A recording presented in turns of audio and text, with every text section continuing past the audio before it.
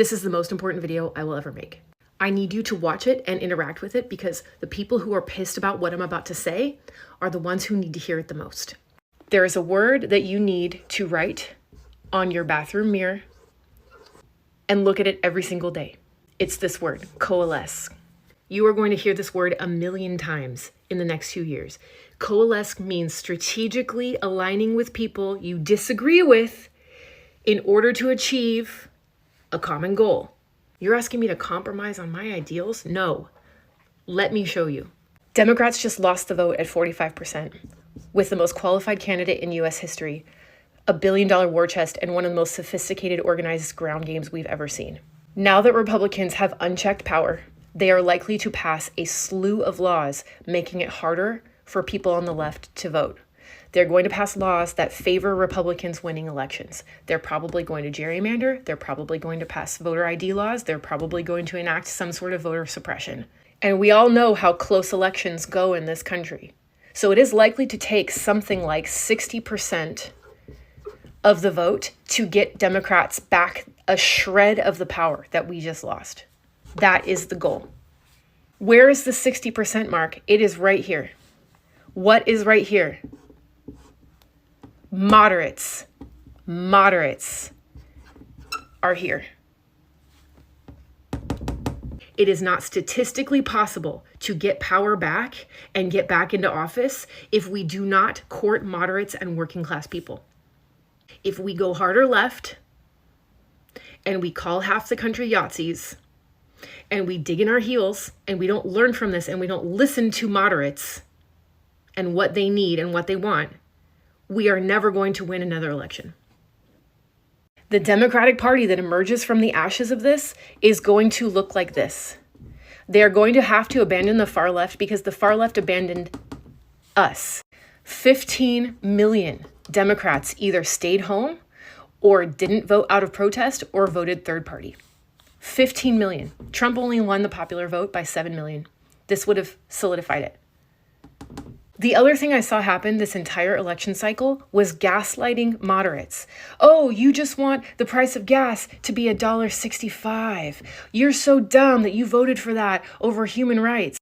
Friends, the price of gas determines the cost of living. Think about all the transportation costs in getting items to factories to make things. Think about the transportation costs to ship those things to the distribution center, to ship it from the distribution center to the store. People who are concerned about the price of gas are telling you that they can't afford to put food on the table. Remember Maslow's hierarchy of needs? If you cannot survive, if you cannot put food on the table, you can't care about higher order things like issues that might not impact you, but you want to support because you are worried about basic survival. Here's another hard to swallow pill. Trump appealed to people who can't put food on the table right now. He spoke meaningfully to their pain. And he gave them promises that he was going to fix it.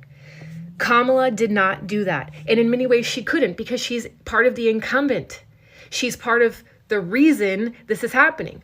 In her entire campaign, I did not hear her one time explain that inflation was a global phenomenon after COVID and how they worked to bring it down. And even though it doesn't feel like it right now, it's going to get better. This was not messaging that was put forth to the American people. She mostly ran a great campaign. I'm not trying to be overly critical, but she did not manage to speak to the working class in the way that Trump did. I've seen this in my own community. I live in rural Maine. In the last several years, we have lost multiple community members to self-unaliving who are breadwinners who cannot put food on the table. There are other factors happening as well, mental health and all that, but that's one of the primary reasons that many Americans are losing hope. And when you gaslight them and say, oh, you just want to pay $5 less for gas, you are telling them that their needs to survive do not matter to you.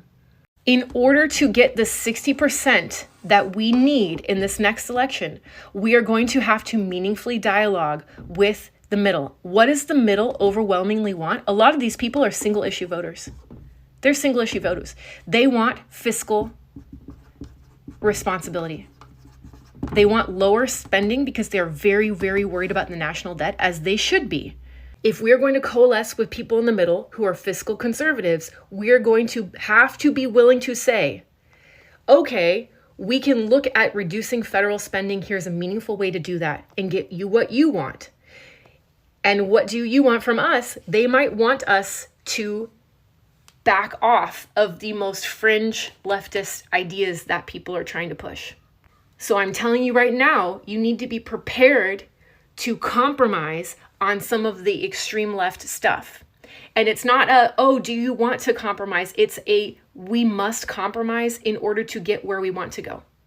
And by compromise, we don't mean basic human rights. We don't mean we're going to sacrifice trans people, but we might have to sacrifice trans sports issues for a while. I don't like it any more than you do, but if that's what it takes to coalesce and actually get people to agree to work with us to get where we mutually want to go, we're not going to have a choice. I'm telling you this to prepare you because coalescence is not easy. It can be painful. The most important thing to realize about coalescence is you don't have to change your ideas and what you want. But what it does mean is that you strategically align and put some of those things aside for a while to get where you want to go, to build power. The right coalesces all the time. They're very, very good at it. We do not have the discipline on the left to do this. We eat each other. We destroy each other. We demonize each other for wanting gas prices to be low without actually educating ourselves on what that means and what people are trying to tell us when they vote for that. We need to listen to people's grievances and try to take them seriously. There's a line in the sand, right? We don't take the grievances seriously of avowed white supremacists. But the people who are trying to put food on the table, the people who are reluctantly voting for Trump because they think that's the only way they're going to eat, those are the people we need to listen to. We don't even have to agree with them, but we need to hear them and make them feel heard. Do you understand what I'm saying? Here's what we need to do moving forward. You need to make a list of things that you are willing to compromise on. That doesn't mean you have to stop wanting those things, but you have to think about what you are willing to give up in order to get back the power that we need to protect vulnerable people. This idealism, this all or nothing thinking, I'm only going to support a candidate who agrees with everything I support. You're playing checkers, not chess. The Republicans have been playing chess for 50 years. You think Project 2025 is a new agenda? They've been working on it for 50 years, since the 1970s. This is a 50-year-long con on the American people. There's a lot of people in here who don't like Donald Trump and know that he's dangerous. They might not understand how dangerous he is if they voted for him, but there's a lot of people here who understand that that's really not what they want. They do not want hateful rhetoric. They do not want white supremacy. And if you go around calling all these people Yahtzees, which side of this equation do you think you're helping? If we do not coalesce, we will never gain back the power we need to protect vulnerable people. If we don't learn how to compromise, we will be contributing to suffering. So starting today, listen before you speak and think about how we can bring people together, because we no longer have the option of getting everything we want.